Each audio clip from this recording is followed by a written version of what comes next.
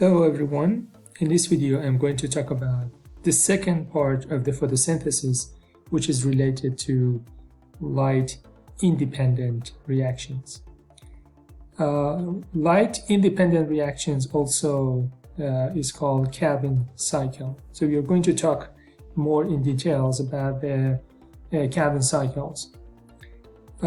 Briefly, what happens in the Calvin cycle is that glucose phosphate is produced in the Calvin cycle, which is either stored as a starch and used for growth or used in respiration. Okay, let's move to the next step, which is talking about more details about Calvin cycle and fixation.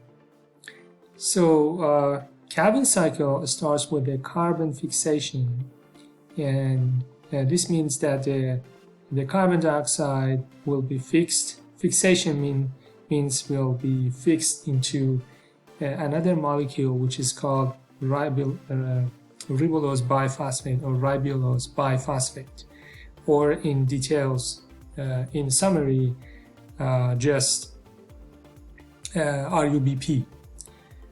So carbon dioxide will attach to RUBP and create a 6-carbon molecule, which that 6-carbon molecule will be divided into two 3-carbon molecules. This 3-carbon molecule will be called PGA, or phosphoglycerate, or phosphoglyceric acid, or phosphoglycerate, and it has 3 carbons.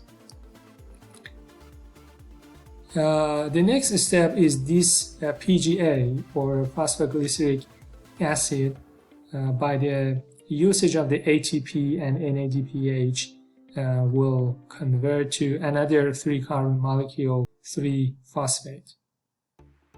So glyceraldehyde 3-phosphate or triose phosphate. Maybe you think that is a little confusing, but I don't think so, because this is PGA. We can remember or memorize by these abbreviations, PGA, and then PGA uses ATP and NADPH turn into G3P, or glyceraldehyde 3-phosphate. But both of them have 3-carbon. It is just transferring the energy into these 3-carbon molecules and changing the molecule from phosphoglycerate to glyceraldehyde 3-phosphate. And these two glyceraldehyde 3-phosphate or G3Ps, these are combining together and make glucose molecule, but not only it needs to be produced glucose molecule, but also in a process which is kind of recycling. This means that 1/6 of the cycle needs for production of the glucose, and 5/6 of the cycle needs for production of the ribulose biphosphate, or RUBP. By looking at the next slide and the video that I'm going to show you, or the animation that I'm going to show you, you will learn what does it mean and how does it become. So until now, you just learned the concepts, but not the numbers of the molecules in an exact order, in exact numbers that you can remember. You just learn the concepts from this cycle, which means that a ribulose biphosphate molecule will fix the carbon dioxide and turn into a 6-carbon molecule, and that 6-carbon molecule becomes a PGA molecule, phosphoglyceric acid, or phosphoglycerate, and then by the usage of the energy coming from ATP and NADPH, it becomes 2 3 carbon molecules, or glyceraldehyde 3-phosphate. And then again by additional usage of the ATP will become RUBP, and then some part of them become glucose and some part become RUBP. So this is the concept. From now on, we are going to move to understand exactly what's going on. So before answering this question, I will go to show you the animation and then come back to answer these questions together. Here is the animation that I was talking about. You can divide this Calvin cycle into 3 stages, and these stages are this stage, which is the carbon fixation by the usage of the enzyme which is called Rubisco. So Rubisco is an enzyme which is helping with the carbon fixation to fix into ribulose biphosphate molecules. So this is the first stage, and the next stage is the PGA, production of the PGA, as I mentioned in this slide. And then the third stage is the production of the G3P.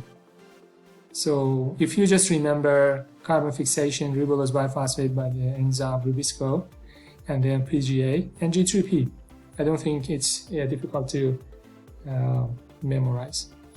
Let's move to the first stage. I click on the first stage. You can see that the movement of the molecule, which means that the fixation of the carbon dioxide with the Rubisco enzyme and the ribulose biphosphate, which is coming from here, will create PGA molecules. So let's stick to the numbers right now. 3 carbon, you saw that the number of the carbon dioxide molecules for each ribulose biphosphate, because it has 5 carbons, 1 carbon dioxide will be sufficient. So 1 carbon dioxide per each ribulose biphosphate together makes 6 carbon molecule. And that 6 carbon molecule divide into 2, so each of them makes 2 PGA. But since there are 3 ribulose biphosphate and 3 carbon dioxide, then we will have 3 complete 6 carbon molecule, and that 6 carbon molecule divided by 2 becomes 6 3 carbon molecules, which is PGA. So next, go to the next step. In the next step, this PGA just uses the energy coming from ATP and NADPH. And each PGA just uses 1 ATP and 1 NADPH. It's very simple. Numbers are completely matches with the numbers over here. 6 PGA uses 6 ATP and 6 NADPH and makes 6 G3P. This 6 G3P is the way that you have. This is the way that you understand what's going on with the numbers right now, with the numbers of the molecules. 1 G3P will go for making a glucose, but 1 G3P is not sufficient for making a glucose, because glucose needs 6 carbons, but we have only 3 carbons. So what happens, and what would be required? It's simple. We need another G3P, but this is a 1 cycle. Okay, so the only way that we can get 1 more G3P is that this cycle is rounding 1 more time. So if it rounds 1 more time, then you get 1 more G3P, and then that's enough for making 1 glucose. Then everything will become multiplied 2 once you are memorizing this cycle. Then for the production of the glucose, then you just need to multiply 2, because we need 6 carbon molecule in order to make glucose. And then here, which have 5 G3P, then if you want to count the number of the G3P in total based on the production of the 1-glucose, you can just multiply 2 for this as well. So then we have 10 G3P, okay? But let's stick to the one cycle when there is only 1 G3P over here and 5 G3P here. So the next step, which is the last one, is stage 3. These G3P, these 5 G3P, by the usage of another 3 ATP molecules, creates 3 ribulose biphosphate. So because only 3 ATP is enough, because it had itself had 1 phosphate, and it just need another phosphate group to be added to the other part, the other side. And since there is a 5 carbon, so only another 3 ATP would be sufficient at this stage. So additional 3 ATP will be added to 5 G3P, then it becomes 3 ribulose biphosphate molecule, which has 2 phosphate at 2 sides. So and this is how it adds up the numbers. This is how you can memorize the numbers of the molecules which are necessary. And if you want to count the total number which are necessary for production of the 1-glucose, you just need to multiply 2 at this cycle.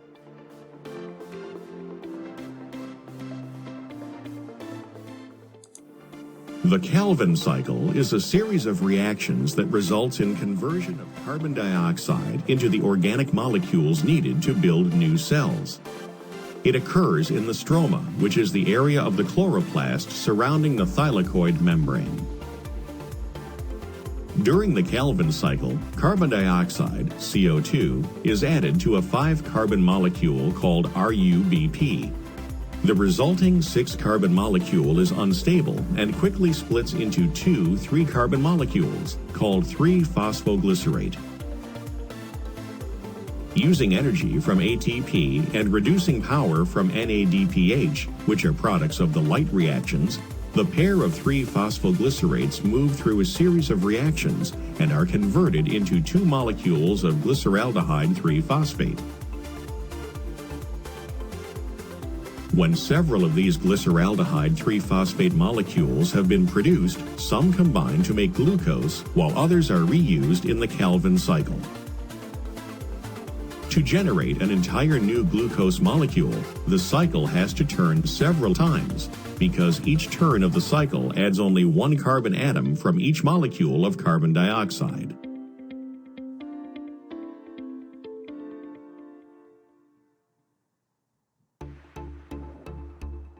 Okay, this was similar to what I explained at the beginning of the slides, which is a kind of a conceptual understanding of what's happening, but not exactly based on the numbers of the molecule which are necessary for the Calvin cycles. There is a quiz over here. You just need to click the link and answer the quiz when you have the access. For example, the Calvin cycle takes place in the, pause the video and answer. The Calvin cycle uses, which are products of the light reactions of photosynthesis. The Calvin cycle begins by the attachment of carbon dioxide to which of the following? Glyceraldehyde 3-phosphate, or G3P, and phosphoglycerate, or PGA, are 3-carbon molecules produced during the Calvin cycle. Yes or no? And the Calvin cycle functions to construct carbohydrates from carbon dioxide. Okay, now it's time to answer the question. Explain how the light-independent reactions of photosynthesis rely on the light-dependent reactions. 6 marks. You have to make sure that you're explaining the relation between the independent and dependent. This means that you start with the light, because light is photoactivation. It causes the excitation of the electrons, and it leads to the generation of the ATP and NADPH in the light-dependent reactions. And then you move to the next step, which is the usage of the ATP and NADPH. But also you can a little more explain how the NADPH is produced.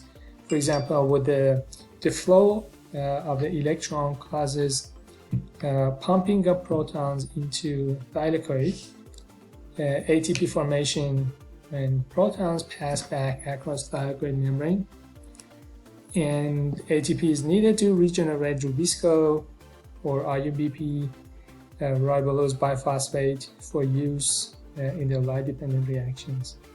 And the photoactivated electrons are passed to NADP in order to make them NADPH.